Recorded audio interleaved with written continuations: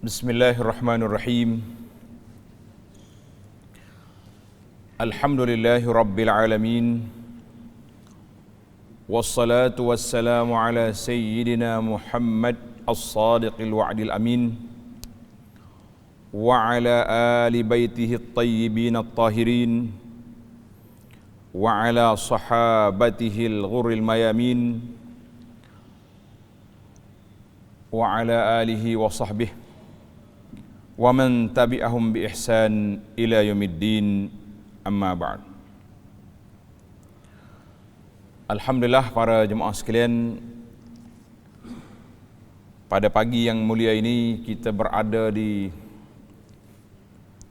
awal bulan Muharram 1442. InsyaAllah kita akan tadabbur ataupun baca beberapa ayat berkaitan dengan peristiwa hijrah, iaitu surah Al-Anfal ayat 72 sehingga ayat 75. Itu dipanggil ayat tentang hijrah yang mengandungi beberapa hukum hakam di dalamnya. Adapun peristiwa hijrah itu di alam ayat lain, dalam ayat yang berkaitan. Jadi kita baca dulu beberapa ayat yang kita nak tadabbur ini, insya-Allah. Buka Quran, surah Al-Anfal. أعوذ بالله السميع العليم من الشيطان الرجيم إن الذين آمنوا وهاجروا وجاهدوا بأموالهم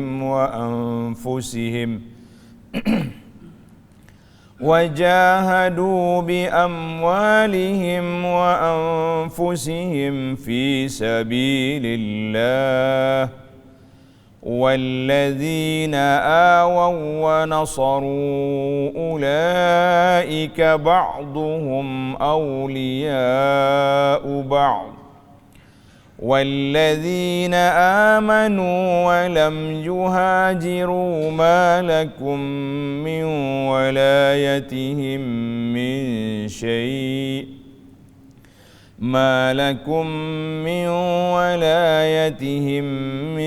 شيء حتى يهاجروا وإن استنصروكم في الدين فعليكم النصر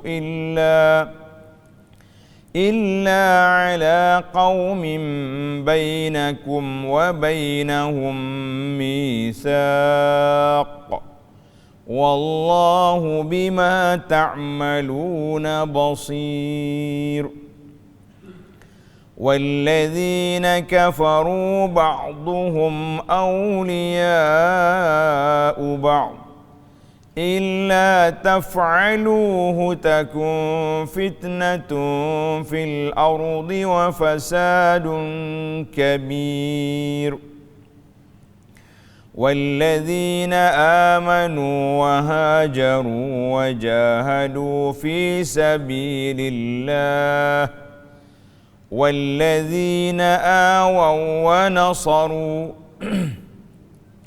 أولئك هم المؤمنون حقا لهم مغفرة ورزق كريم والذين آمنوا من بعد وهاجروا وجاهدوا معكم فأولئك منكم وأولو الأرحام بعضهم أولى ببعض في كتاب الله إن الله بكل شيء عليم. Ini ayat kita ni para jemaah perhati berapa kali ada wallazina amanu wa hajaru wa jahadu. Tengok ayat yang 72 ada 2 kali wallazina amanu wa hajaru wa jahadu, kemudian wallazina amanu wa lam yuhajiru. Kita tanda. Kemudian ayat yang 74 wallazina amanu wa hajaru wa jahadu fi sabilillah. Kemudian ayat 75 wallazina amanu mim ba'du wa hajaru wa jahadu ma'akum. Jadi dalam ayat kita ini ada 3 kali wallazina amanu wa hajaru wa jahadu. Kalau kita baca sekaligus, mungkin kita nampak macam ayat berulang. Kata di para ulama tadabbur, dalam ayat Al-Quran ini kalau berulang ada makna lain yang dikehendaki. Mana dia tidak ulang saja-saja. Sama ada nak menguatkan yang pertama, itu dia panggil takkid, penguat. Mana ayat yang penguat untuk nak menguatkan yang pertama. Ataupun ada makna lain yang dikehendaki dalam ayat ini, adapun ada peristiwa lain yang menyebabkan ayat itu turun sama dalam beberapa kali. Jadi insya-Allah dalam perbincangan ringkas kita ini, kita cuba lihat ayat yang pertama dahulu, apa yang Allah Ta'ala sebut kepada kita dalam ayat 72. Innal ladzina amanu wa hajaru. Sesungguhnya orang-orang yang beriman. Syarat yang pertama, kita nak ambil perbincangan kita dengan siapa? Dengan orang yang beriman. Wahajaru, dan sifat yang kedua orang yang berhijrah. Wajahadu bi amwalihim, dan mereka berjihad dengan harta benda. Wa anfusihim, itu yang keempat, dan berjihad dengan jiwa mereka, dengan nyawa mereka, dengan tubuh badan mereka. Berjihad di mana? Fi sabilillah, pada jalan Allah. Muslimin dan muslimat para jemaah sekalian, ini di antara kriteria perbincangan kita kepada orang ini. Jadi dalam ayat yang pertama ini, para ulama telah membincangkan tentang maratib al-muhajirin. Peringkat orang hijrah itu ada beberapa peringkat. Dari sudut sejarahnya, ada dipanggil al-muhajirun al-awwalun, as-sabiqun al-awwalun, orang yang berhijrah di peringkat awal. Bila? Iaitu ketika mereka ditekan oleh Quraisy yang begitu dahsyat, maka Nabi SAW telah memberi keizinan kepada mereka supaya berhijrah. Ke mana? Ke Madinah. Kemudian mari pula ayat yang kedua, walladzina amanu wa hajaru, itu dipanggil martabat yang kedua, orang yang berhijrah ke Madinah setelah berlakunya perjanjian damai dengan Quraisy, di mana di Al-Hudaybiyah pada tahun yang ke-6 Hijrah, iaitu pada bulan Zulqa'dah tahun yang ke-6. Jadi cerita Hudaybiyah ni saya tak ulang lagi di sini, para jemaah boleh tengok di dalam tafsir kita kepada surah juzuk yang ke-26, akhir juzuk yang ke-26. Alhamdulillah para jemaah sekalian, itu dia panggil perbincangan di sana telah dibincang surah Al-Fath dalam juzuk yang ke-26. Kemudian dalam kumpulan hijrah ada juga para sahabat Nabi yang berhijrah ke Habasyah, Ethiopia, kerana Mekah sudah tidak sesuai lagi untuk mereka, tekanan yang terlalu dahsyat. Maka Nabi SAW bersabda, kamu pergilah ke Habasyah, di sana ada raja yang tidak menzalimi sesiapa. Maka sahabat-sahabat berhijrah ke sana. Dan ada yang berhijrah selepas pada itu ke Madinah. Maka para jemaah sekalian, innal ladzina amanu wa hajaru, orang yang beriman dan berhijrah. Maka hijrah yang kita bincang di sini iaitulah berhijrah ke Al-Madinah Al-Munawwarah, ke Thayyibatul Thayyibah, di peringkat awal. Peringkat awal, maknanya sebelum Nabi SAW sendiri berhijrah, ataupun lebih tepat sebelum berlakunya perjanjian Hudaibiyah. Sebab apa? Tuan-tuan tanda, sebelum perjanjian Hudaibiyah, orang nak pergi ke Madinah ditahan dan ditekan, sehingga sampai peringkat dalam ayat ini Allah Ta'ala sebut wajahidu bi amwalihim, mereka berjihad dengan harta benda mereka. Contohnya seorang sahabat nama dia Suhaib Ar-Rumi radhiyallahu anhu, bila dia nak hijrah, Quraisy tahan dia. Kami tak akan bagi visa keluar kamu daripada Mekah ini. Kamu datang ke Mekah dulu tangan kosong. Kata orang selai sepinggan, mari. Sekarang ni mau ada harta. Mau nak hijrah dengan harta kamu? La. Suhaib kata tak apa, kalau aku tinggal harta mau lepas ada aku pergi. Lepas. Maka ditinggalnya hartanya di Makkah Al-Mukarramah. Pada waktu itu diambil oleh Quraisy. Maka Allah Ta'ala sebut wajahadu bi amwalihim, mereka berjihad dengan harta. Kemudian baru mari wajahadu wa bi amwalihim wa anfusihim, dengan jiwa mereka. Artinya ada sahabat radhiyallahu anhu yang terpaksa tinggalkan harta benda dia semata-mata kerana nak berhijrah kepada Allah, meninggalkan bumi yang tidak sesuai untuk mereka beribadat secara terang-terang di tempat itu. Maka Allah Ta'ala izinkan mereka pergi ke Al-Madinah. Kemudian kumpulan yang kedua, itu dipanggil amanu wa hajaru. Kalau kata hajaru bermakna orang yang berhijrah. Dalam bahasa Arab ni, para jemaah sekalian, dia ada satu lagi, kita gugurkan alif, dia panggil hajara.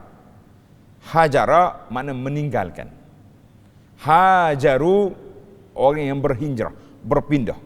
Mana kalau kita kata contohnya orang ni berkawan dua orang, tiba-tiba yang seorang kawan dia ni tak baik, dinasihatkan, nasihat, diberi tazkirah, semua tak peduli, tak irau, maka dia kata hajara fulan, orang tu telah meninggalkan kawan dia tu. Kawan mana? Yang tak baik. Ataupun dalam konteks kita berhijrah, hajara al-ma'asi wal munkarat, orang ni juga telah meninggalkan maksiat dan mungkar. Tetapi bila kata hajaru, berhijrah, dalam bahasa Arab ni bila dia tambah huruf, mana ada tambah perbincangan. Artinya kamu nak berhijrah. Para jemaah sekalian, bila sebut makna perkataan hijrah bukan sama dengan hajara, dengan meninggalkan. Sebab bila kata hijrah, dia perlu kepada pengorbanan, perlu kepada suatu perkara yang berat. Sebab itu nama dia hijrah. Dan saya sering buat bandingan yang simple untuk kita faham para jemaah sekalian, iaitu perbezaan di antara Nabi kita sallallahu alaihi wasallam berisra, Allah Taala hantar mari Burak, ingat kan? Tapi waktu hijrah tidak. Nabi terpaksa keluar dari rumah dia secara sembunyi, pergi ke Sayyidina Abu Bakar, bersembunyi dalam gua selama 3 hari, kemudian keluar pula ke Madinah melalui jalan-jalan yang tidak biasa. Biasa kita panggil jalan utama kan? Tak, Nabi kita paksa kena guna seorang guide, nama dia Abdullah bin Uraiqid Al-Laythi, pakar khirit, orang yang pakar dalam bidang jalan, terpaksa kena bayar upah dia orang ni untuk bawa lari daripada jalan biasa. Dalam istilah kita hari ni diguna jalan tikus. Ingat jalan tikus? Tak. Jalan tikus ni, tapi bagi saya sesuainya kalau untuk orang Arab kita tak kata jalan tikus, jalan dop. Sebab dop tu lebih ramai di negara Arab. Jadi tikus ni tempat kita ya, kan? Kita asyik duk cari minyak dop ya kan. Maka itu jalan dop. Artinya jihad itu adalah satu perjuangan yang mesti dilalui. Maknanya kalau kamu nak berhijrah, kerana itu dia kembarkan allazina hajaru wa jahadu. Mana jihad itu dengan harta dulu peringkat awal. Kemudian bila harta dah banyak, kita perlu jihad pengorbanan kepada diri kita. Itu yang disebut oleh para ulama tafsir. Kemudian kita pergi kepada golongan yang kedua. Tanda para jemaah, wallazina awaw wa nasaru. Dan orang-orang Ansar. Ini kumpulan yang kedua di dalam ayat ini. Al-Muhajirun, bila kata muhajirin, makna orang tu mari daripada Mekah ke mana? Ke Madinah. wallazina awaw wa nasaru. Nasaru maknanya golongan Ansar. Apa makna golongan Ansar? Orang yang memberi tempat kediaman dan pertolongan, bukan biasa-biasa. Nah, mari sini, mari ke Madinah, kami beri tempat tinggal, kami beri makanan, beri harta. Dan juga jangan lupa dalam perjanjian Nabi sallallahu alaihi wasallam dengan para Ansar yang datang ke Aqabah. Di mana Aqabah? Tuan-tuan pergi haji, ingat ke tidak tempat kita melontar Jamratul Aqabah? Ingat tempat melontar? Biasanya saya kalau lepas melontar kita berjalan, kita tunjuk tu depan tu ada satu masjid kecil, masjid. Kita nampak macam dia buat dengan tanah dulu. Sekarang sudah dibesarkan. Nama dia Masjid Al-Bai'ah. Tempat perjanjian Bai'atul Aqabah di antara Nabi dengan orang Madinah. Nabi berjanji macam mana? Nabi SAW berjanji bahawa bila Nabi ke Madinah, mereka mesti memberi pertolongan, bantuan dan mana'ah. Apa nama mana'ah? Perlindungan. Sebagaimana mereka lindungi anak dan isteri mereka, maka Nabi SAW mesti dijaga. Sebab itu tidak dinamakan Nabi sebagai pelarian, tetapi Nabi adalah sebagai muhajirin yang telah membuat perjanjian 2 kali. Bai'atul Aqabah yang pertama, kemudian Bai'atul Aqabah yang kedua, barulah Nabi, kemudian Rasulullah hantar dulu, iaitulah Sayyidina Mus'ab bin Umair sebagai guru di Madinah sebagai persiapan. Bila siap, Allah Ta'ala wahyukan dan Quraisy sudah kemuncak nak bunuh Nabi SAW, maka pada waktu itu dilepasnya Nabi berangkat ke Madinah Al-Munawwarah. Maka dalam ayat ini Allah kata wallazina awaw, orang yang telah memberi kepada kamu tempat tinggal, wa nasaru, dan pertolongan kepada orang Islam yang berjaya itu, ulaika ba'duhum awliya'u ba'd, mereka semuanya menjadi penyokong dan pembela di antara satu sama lain. Penyokong dan pembela, maknanya dia panggil wali. Wali ni kita kena ingat, bila kita kata wala, mana kita telah memberi satu kepercayaan, memberi satu, orang panggil kerjasama, memberi satu pakatan yang begitu mantap di antara muhajirin dengan Ansar. Nabi SAW di antara agenda besar bila sampai di Madinah, Rasulullah SAW telah mempersaudarakan di antara muhajirin dengan Ansar. Sampai peringkat mana walak di sini? Tanda para jemaah, sampai peringkat yatawarasun, mereka boleh menerima pusaka. Contohnya Abdurrahman bin Auf telah dipersaudarakan dengan Sa'd bin Rabi'. Sa'd bin Rabi' ni orang kaya besar, ahli koprak di Madinah. Abdurrahman bin Auf siapa? Ahli koprak di Mekah. Tapi oleh kerana dia hijrah bi amwalihi wa anfusihim, harta dia tinggal di Mekah, sampai di Madinah kosong tangan. Nabi letak dia dengan Sa'd bin Rabi', sama-sama ahli koprak. Maka orang panggil senang nak bincang. Manakala kita duduk buat pun, kita tahu nak buat apa. Kalau bagi duduk dengan orang kaya, bagi orang yang tak kena cara, payah. Jadi Sa'd bin Rabi' radhiyallahu anhu wa ardahu, dia kata, Abdul Rahman, mu ambil sebahagian daripada harta aku, kamu uruskan, sebahagian lagi tinggal untuk aku. Pilih mana-mana isteri aku yang kamu berkenan, insya-Allah saya ceraikan, habis hendah mu kahwin. Kita kena ingat, jangan buat zaman kita hari ni. Kalau buat zaman kita hari ni, balik saja kita. Zaman tu zaman orang yang punya jiwa yang kuat, orang yang tidak nak kepada harta orang, orang yang bersifat zuhud, yang tidak tamak. Abdul Rahman berkata, barakallahu fi ahlika wa malik. Allah Ta'ala berkat kepadamu pada hartamu dan keluarga kamu. Jadi kita kalau kita pergi rumah orang, orang bagi hadiah pada kita, di antara doa yang kita kena kata, barakallahu laka fi ahlika wa malik. Allah Ta'ala berkat hartamu dan keluarga kamu. Abdul Rahman doa kan? Kita kena doa kepada sahabat-sahabat kita. Ingat doa tu? Apa ya? Kalau orang kita bagi bantuan, tolongan kepada kita, kita kata apa? Barakallahu laka fi ahlika wa malik. Allah Ta'ala berkat harta keluargamu dan harta bendamu. Abdul Rahman kata tak payah. Terima kasih, jazakumullahu khairah. Tunjukkan di mana pasar Madinah.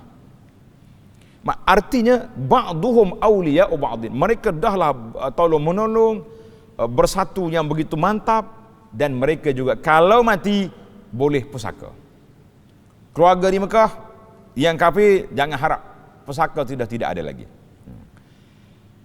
Kumpulan yang ketiga, tanda tuan-tuan. walladzina amanu wa lam yuhajiru. Dan orang-orang yang beriman yang belum berhijrah.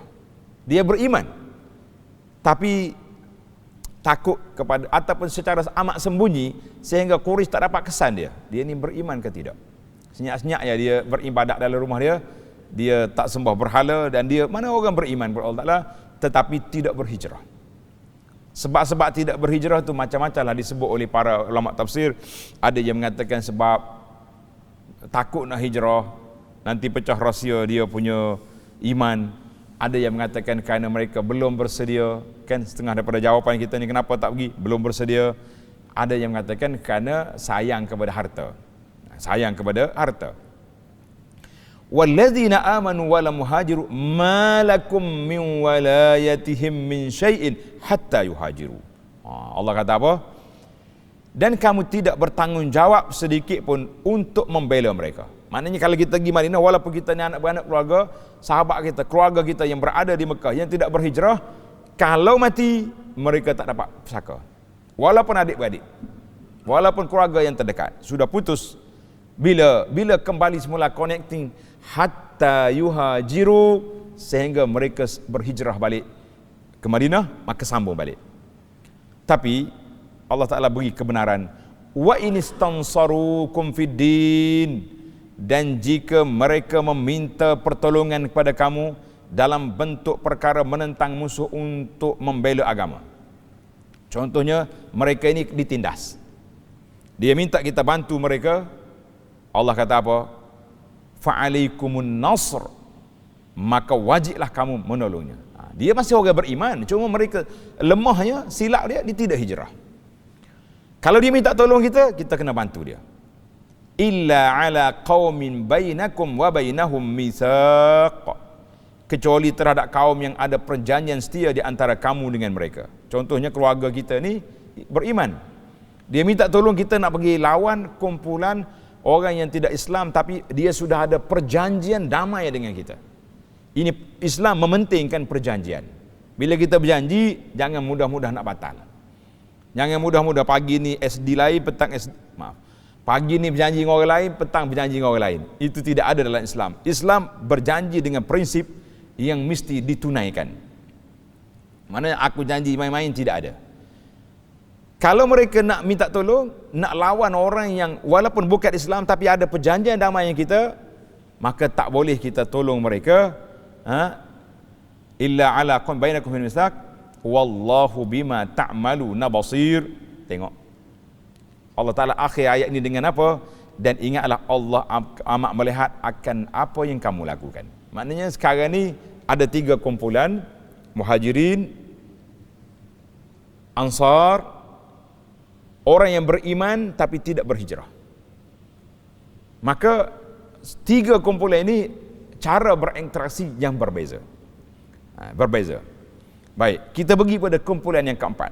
Dalam ayat ini ada satu lagi kumpulan, walladzina kafaru ba'duhum awliya'u ba'd, dan orang-orang yang kafir, betul-betul kafir. Ba'duhum awliya'u ba'din, setengah mereka menjadi penyokong dan pembela bagi setengah yang lain. Mana kafir sama-sama dia, tak usah kita duduk sibuk-sibuk dengan dia. Kalau dia nak mari dengan kita dengan syarat-syarat yang ketat, kita boleh buat perjanjian damai dengan orang kafir, tapi tengok keadaan.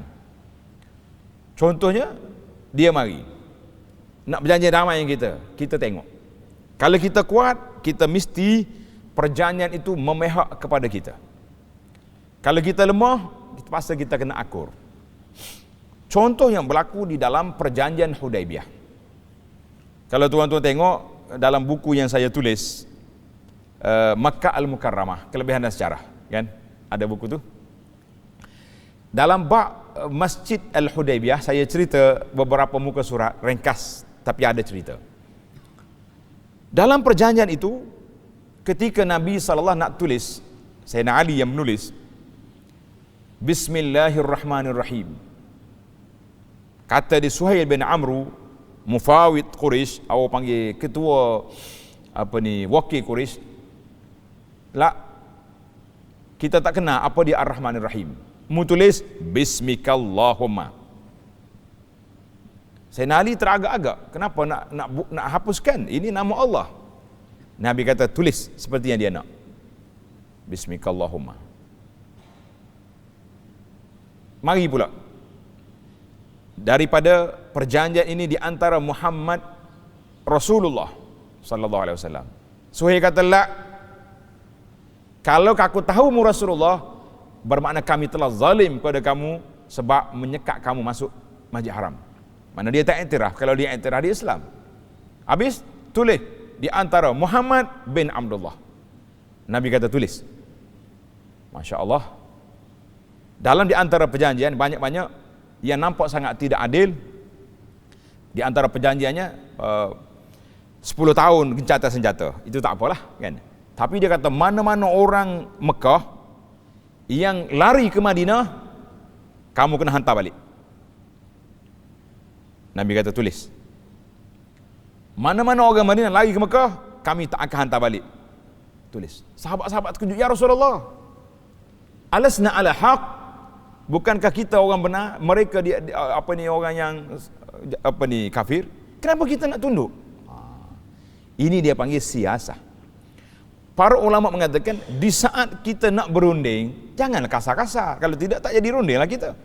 Kita nak berunding, kita kena tengok kepentingan-kepentingan yang kita boleh bertanazul, boleh bertolak ansur, tetapi ada kesan yang lebih besar daripada itu. Jadi alhamdulillah, sehingga sahabat-sahabat tak puas hati, Nabi kata, aku Rasulullah. Nabi sebut, aku ni Rasulullah, aku taat kepada Allah Azza wa Jalla, kamu jangan bantah. Sampai mereka begitu, artinya walladzina kafaru ba'dhum awliya'u ba'dhin, puak-puak kafir ini memang mereka akan bersatu sebagaimana kata al-kufru millatun wahidah. Orang kafir ini satu agama dia. Agama dia syirik pada Allah Taala. Tak kira nama apa atas dunia ni. Nah, nama-nama kafir ini, nama-nama yang bukan Islam ni, Yahudi ke, Nasara ke, apa saja nama, yang pentingnya mereka itu satu di atas dasar syirik terhadap Allah Azza wa Jalla. Mungkin cabang-cabang hukum berbeza. Allah kata apa? Ini amaran. Tengok ayat. Illa taf'aluhu takum fitnatun fil ardi wa fasadun kabir. Dan jika kamu wahai umat Islam tidak menjalankan dasar bantu-membantu sesama kita, yang diperintahkan oleh Allah Azza wa Jalla, nascaya akan berlakulah fitnah. Apa nama fitnah? Kekacauan. Kacau bila di muka bumi ini dan kerusakan yang besar. Para ulama ketika mentadabbur ayat ini menceritakan kepada kita, tuan-tuan kena ingat, bilangan umat Islam seluruh dunia pada saat ini berapa? Dulu kita kata 1 bilion lebih, tapi saya baca dalam internet, dia kata untuk bancian tahun 2020, maknanya ada sekitar umat Islam ini, wallahu alam, saya baca dalam maklumat yang saya terima ini, dia kata 1.9 bilion. Ramai kita, kan? Maka nisbah 20, banyaklah nisbah kita, alhamdulillah. 1.9 bilion penduduk dunia ini Islam. Yang Islam pula ada terbagi kepada Ahlus Sunnah, ada terbagi kepada puak-puak Rafidah, ada kembali kepada ajaran sesat, macam-macam cerita. Yang penting itu bilangan yang begitu ramai. Tapi kalau sekali negara umat Islam diganyang oleh kuasa-kuasa besar dunia ini, apa yang kita boleh buat? Kita ada OIC. Kita ada Rabitah Al-Alam Al-Islami. Rabitah kan? Ada berapa puluh negara Islam ada di situ. Kemudian ada pula OIC. Sampai budak-budak buat main-main. OIC. Tak buat apa-apa, tengok saja. Diganyang oleh kuasa besar, tidak ada kesatuan umat. Because tidak ada kesatuan umat, inilah jadi takum fitnatun fil ardi wa fasadun kabir, kerusakan yang besar. Agama kita tidak nampak gah di atas dunia ini, sedangkan agama itu daripada sisi Allah Azza wa Jalla, tapi nampak tidak besar. Sebab perpecahan umat Islam ini sangat bahaya, hasil daripada perpecahan kita yang menyebabkan kita diganyang. Sedangkan para jemaah sekalian, kita sudah ada tamadun yang besar. 800 tahun Islam memerintah di Andalus, yang begitu tamadun. Sahabat-sahabat yang kita pergi di sana, kami ni ustaz, sambil-sambil ambil gambar, sambil-sambil menangis. Tengok bagaimana masjid telah bertukar menjadi tempat gereja, bagaimana tingginya darjat Islam telah menjadi kehinaan. Kita kata itu cukup besar. Baik, kita pergi pada ayat 74. Walladzina amanu wa hajaru wa jahadu fi sabilillah. Tengok, Allah Ta'ala ulang ayat yang sama. Walladzina amanu, dan orang-orang yang beriman, wa hajaru, dan berhijrah, wa jahadu fi sabilillah, serta berjihad pada jalan Allah. Apa yang tak ada dalam ayat ni dengan berbanding ayat 72? Cuba tengok, siapa perhati ayat Quran.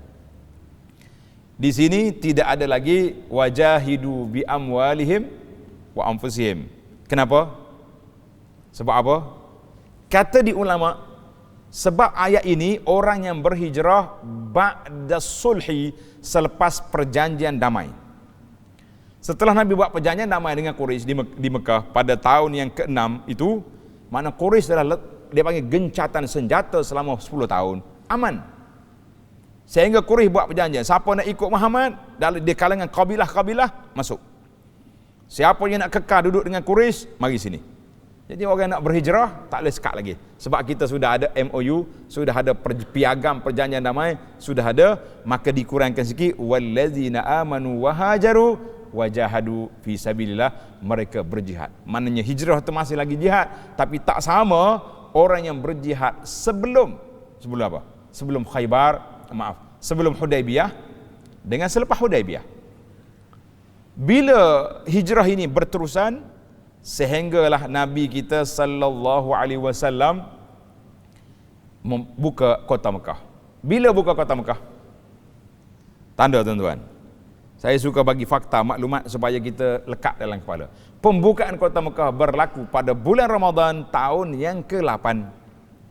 Di antara Hudaibiyah dengan tahun yang Hudaibiyah berlaku pada Zulqa'dah tahun yang ke-6, anggaran kitanya tak sampai 2 tahun. Mungkin dalam 20 bulan. Inna fatahna laka fatham mubina. Maka Allah Ta'ala beri Nabi kita masuk ambil balik Mekah. Maka Mekah telah menjadi negara Islam dan umat Islam telah satu. Mekah, Madinah satu negara. Maka ketika itu keluar arahan daripada Nabi SAW. Nabi mengatakan la hijrata ba'dal fath walakin jihadun wa niyatun. Tidak ada lagi hijrah ke Madinah di atas nama walladzina amanu wa hajaru setelah pembukaan kota Mekah. Nak hijrah macam mana? Mekah pun negara Islam, Madinah pun negara Islam, duduk sini. Kecuali walakin jihadun wa niyah, kecuali berjihad dengan niat untuk berjihad. Maka para jemaah sekalian, orang yang berhijrah selepas daripada sulh, ringan sikit, dia tak sebut lagi dah. Walladzina awaw wa nasaru, dan orang yang tetap memberi perlindungan, pertolongan kepada orang-orang yang berhijrah itu siapa? Ansar. Ulaika humul mu'minuna haqqa, merekalah orang yang beriman dengan sebenar-benarnya. Ini ayat ini mangkap, orang panggil darjat yang tinggi, Allah Ta'ala anugerahkan kepada golongan Ansar. Kenapa? Mereka macam mana keadaan pun tetap memberi bantuan, pertolongan, nusrah, tempat tinggal, kediaman, awal kepada siapa? Kepada orang-orang yang berhijrah. Dalam ayat lain Allah Ta'ala sebut tentang kelebihan al-Ansar. Allah Ta'ala sebut walladzina tabawwa'u dar wal imana min qablihim yuhibbuna man hajara ilaihim wa la yajiduna fi anfusihim harajan mimma utu wa yu'thiruna ala anfusihim walau kana bihim khasasah. Allah kata apa? Orang-orang Madinah ni yuhibbuna man hajara ilaihim, suka sangat orang-orang muhajirin berhijrah ke tempat mereka. Kita ni kalau ada orang hijrah tempat kita, kita nak marah. Nah, oh mari pula ni. Puak-puak apa ni dipanggil parti ke apa benda. Kan? Marah kita. Sebab dia parti. Sebab itulah muhajirin, orang tak panggil pelarian, orang panggil hijrah. Orang Ansar yuhibbuna man hajara ilaihim, suka, sayang kepada orang-orang yang berhijrah. Bukan sakat sayang, wala yajiduna fi anfusihim harajan. Apa ni? Yuhibbuna man hajara ilaihim. Allah Ta'ala sebut, dan tidak ada dalam hati mereka sakit hati ataupun rasa hati kepada orang-orang yang berhijrah. Kita tengok ayat penuh.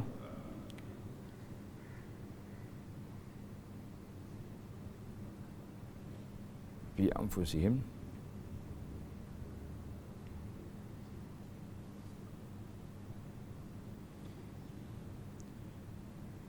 wa yu'thiruna ala anfusihim wa yu'thiruna ala anfusihim, itu sifat yang ketiga. Tengok tanda suratul Hasyri ayat 9. Ada sahabat kita menulis suratul Hasyri ayat 9, walladzina tabawwa'ud dara wal imana min qablihim yuhibbuna man hajara ilaihim wa la yajiduna fi sudurihim hajatan mimma utu wa yu'thiruna ala anfusihim walau kana bihim khasasah. Tanda tuan, Allah Ta'ala sebut di sini orang-orang Madinah, Ansar, mereka mengasihi orang berhijrah. Yuhibbuna, satu. Yang kedua, wala yajiduna fi anfusihim hajatan, dan mereka tidak pula dalam hati mereka perasaan berhajat apa yang telah diberi kepada orang. Mana hak kita bagi ni, dah sekarang ni awak susah saya bantu awak, nanti awak senang tolong saya, tak ada. Pemberian ikhlas mata-mata nak bantu kerana Allah Azza wa Jalla. Mana tidak ada nak pulangan balik, kan? Wala yajiduna fi hajatan mimma utu. Yang ketiga, wa yu'thiruna ala anfusihim walau kana bihim khasasah. Dan mereka juga mengutamakan orang yang berhijrah itu lebih daripada diri mereka sendiri, sekalipun mereka dalam keadaan kekurangan dan amat berhajat. Masya Allah, tabarakallah. Mereka juga berhajat, tapi utamakan orang-orang muhajirin. Sebab itulah golongan Ansar ni telah mendapat pujian besar. Allah Ta'ala sebut dalam surah Al-Hasyr ayat 9. Baiklah para jemaah sekalian, masa kita sangat terhad. Allah kata apa? Ulaika humul mu'min haqqa, itulah ciri-ciri orang mukmin yang benar. Siapa dia? Ansar menyayangi golongan muhajirin. Orang muhajirin meninggalkan negeri, kampung halaman. Kenapa? Kerana Allah, semata-mata kerana Allah nak menegakkan agama. Ulaika, mereka semua itulah orang-orang yang benar-benar beriman kepada Allah Azza wa Jalla. Lahum maghfiratun wa rizqun karim, dan mereka beroleh keampunan dan limpah kurnia yang mulia. Para jemaah sekalian, itu dia panggil hijrah bertempat, tamat. Bila tamat? Tempoh dia tamat bila? Dengan hijrah, dengan pembukaan kota Mekah pada bulan Ramadan tahun yang ke-8. Tapi hijrah berterusan sampai hari kiamat, iaitulah kita meninggalkan negeri seperti Mekah. Orang Mekah nak solat tak boleh, cara terang-terangan. Harta dia dirampas, dia akan dikhianati, akan dipukul. Kalau kita duduk di negeri yang kita tak boleh nak laksanakan syariat Islam, contohnya kita duduk dalam satu negara komunis contohnya, kan, nak solat pun tak boleh, apa tak boleh, maka kita wajib berhijrah ke negeri lain yang boleh kita menegakkan syariat Allah Azza wa Jalla. Kita duduk di kampung ni tak ada orang solat jemaah, surau pun tak ada. Carilah kampung lain, taman lain, pergi beli rumah yang baru atau menyewa rumah yang lain, sebab di sana adanya, tertegaknya syariat Allah Azza wa Jalla. Mari di masjid kita ni ada, mungkin satu masjid tak ada. Saya pergi rumah satu sama kawan, dia kata, maaflah ustaz, di sini kita tak akan dengar azan, kita tak dengar baca Quran, kita dengar salakan anjing dengan lagu-lagu. Kita kata, kenapa kamu beli rumah di sini? Dia kata, saya pun tak tahu masa beli tu, tak tanya pula pemaju siapa jiran tetangga saya. Kata, tak ada surau dia ni, nak buat surau apa semua sekali duduk main sama ada apa ni, belon warna merah ataupun benda-benda lain yang ada. Mana tak ada orang Islam. Tapi tak apalah, dia kata, saya ada kereta, saya ada motor, kita pergilah masjid di luar. Artinya kalau kita duduk di tempat yang tidak sesuai, contohnya di tempat, di negeri yang kita nak didik anak kita secara baik tak boleh, kan, secara Islam tak boleh, baik kita hijrah, pergi tempat lain. Kadang-kadang kita duduk dalam satu negeri yang tamadun, maju, hebat, tinggi, saya tak sebutlah nama negara mana, yang pernah saya pergi melawat, sahabat-sahabat kita kata-kata, nampak zahir je ustaz, comel negeri ni, tapi sebenarnya runtuh banyak perkara. Orang asyik duk bunuh diri je, maju apa macam tu, kan? Kita nak hidup bukan nak mati, untuk orang ahli-ahli dunia. Mana nak didik anak pun tak boleh. Kita akan dapat hanya apa ni, kehebatan dari dunia, tapi kita akan kerugi anak-anak kita untuk akhirat. Maka kita hijrah. Baik, mana hijrah itu masih berterusan selagi kita tidak mati, mana kita masih lagi berpeluang berhijrah. Ayat ini Allah kata apa? Lahum maghfiratun wa rizqun karim. Kalau kata rizqun karim, mana rezeki yang limpah kurnia daripada Allah Azza wa Jalla. Apa makna limpah kurnia? Makna pemberian yang luar daripada apa yang kita buat. Itu makna karim. Limpah kurnia itu. Kita macam kita sekarang ni. Bila kita pergi, kita beli pasar. Bagi RM10 dapat sebuku nasi. Betul? Tapi kalau kita pergi rumah orang yang mulia, kita bukan dapat 10 nasi. Nasi dah tak bayar. Dia punya hidangan pula satu meja penuh. Pergi rumah Pak Haji ni. Dia kata, mari saya jemput makan rumah saya. Itu dipanggil rezeki yang karim. Bayar adalah tidak. Makanan pula banyak. Jadi berbeza. Di akhirat esok, Masya Allah, Tabarakallah, apa yang kamu nak semua dapat. Jangan tanya apa menu yang kita nak makan, apa makanan, apa minuman yang kita nak minum, bagaimana tempat tinggal atau hantar menu Allah, yang kita berusaha macam mana nak menjadi orang yang beriman sehingga layak kita mendapat tempat dalam syurga nanti insya-Allah. Kemudian ayat yang terakhir, وَالَّذِينَ آمَنُوا مِنْ بَعْدُ وَهَاجَرُوا وَجَاهَدُوا مَعَكُمْ فَأُولَئِكَ مِنْكُمْ. Dan orang yang beriman sesudah itu, sudah apa? Sesudah Hudaibiyah, sesudah pembukaan kota Mekah, kemudian mereka berhijrah, masih lagi hijrah dan berjihad bersama-sama kamu, maka mereka itulah golongan kamu. Maknanya ayat yang ketiga ni hijrah yang tidak berhenti-henti sampai ke hari kiamat. Wa ulul arhami ba'duhum aula bi ba'din fi kitabillah. Dalam pada itu orang-orang yang punya pertalian kerabat, setengahnya lebih berhak akan setengah yang lain menurut hukum Al-Quran. Tengok nota di bawah, dalam pimpinan Ar-Rahman ada nota, dikata yakni mereka lebih berhak dari orang lain dalam perkara bantu-bantu, dalam perkara mewarisi atau diwarisi harta bendanya. Ingat tak di awal tadi saya sebut, bila orang ini berhijrah, dipersaudarakan dengan muhajirin, dengan ansar, maka kita boleh terima pusaka. Dengan turun ayat Quran ini, wa ulul arhami ba'duhum aula bi ba'din fi kitabillah, orang-orang ini berhak, orang yang punya silaturahim, mereka yang berhak menerima pusaka. Maka ayat ini telah membatalkan ayat yang awal yang memberi pusaka kepada Al-Ansar dan Muhajirin ketika dengan persaudaraan. Jadi tamat, kita orang menerima pusaka ni siapa? Iaitulah orang-orang yang ada pertalian silaturahim. Jadi insya-Allah dalam bab pusaka ni pagi Ahad nanti pukul 9 pagi tengok di Facebook saya, kita akan live perbincangan tentang keindahan Islam dalam bab harta pusaka insya-Allah. Baiklah. Innallaha bikulli syai'in alim. Sesungguhnya Allah amat mengetahui akan tiap-tiap sesuatu. Kita kata alhamdulillah, tamatlah tadabbur kita kepada ayat hijrah berdasarkan kepada suratu Al-Anfal ayat 72 dan 75 secara ringkasnya, alhamdulillah. Jadi para jemaah sekalian, insya-Allah kita cari lagi ayat-ayat lain untuk kita tadabbur dalam masa yang singkat, tapi satu tajuk, satu topik yang lengkap insya-Allah. Sekian, subhanakallahumma bihamdika asyhadu an la ilaha illa anta astaghfiruka wa atubu ilaih wa sallallahu ala nabiyyina Muhammadin wa ala alihi wa sahbihi ajma'in walhamdulillahi rabbil alamin. Wassalamualaikum warahmatullahi wabarakatuh.